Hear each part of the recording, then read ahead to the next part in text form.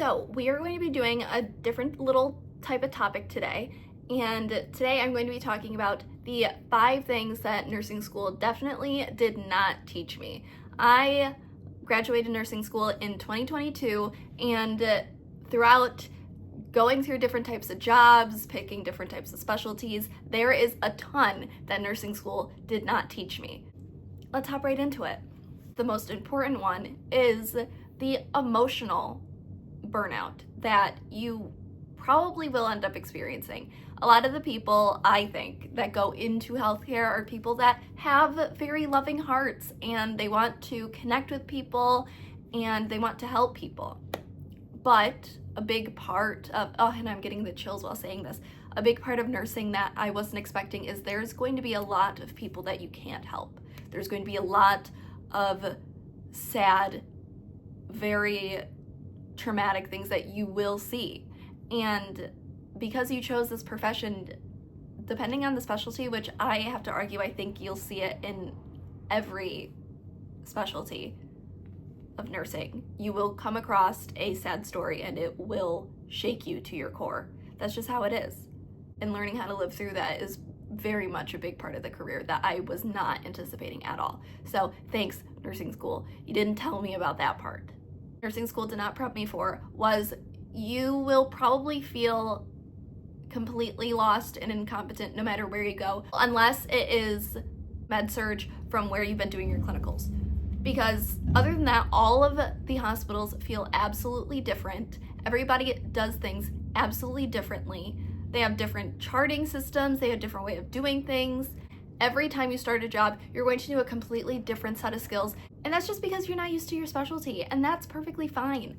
I know nurses that have switched to so many different specialties, and that is the bright and beautiful side of nursing that I am coming to love.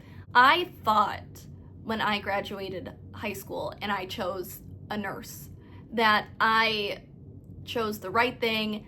I chose my passion. I knew exactly what I was going to do. But then I started doing it and I realized there's so many different avenues that you can go down. So you may think you know exactly what you want to do because you chose to be a nurse, but within the realm of nursing, there's an even more deeper pool of okay, what specifically do you want to do? Nursing school did not prep me for was your scheduling.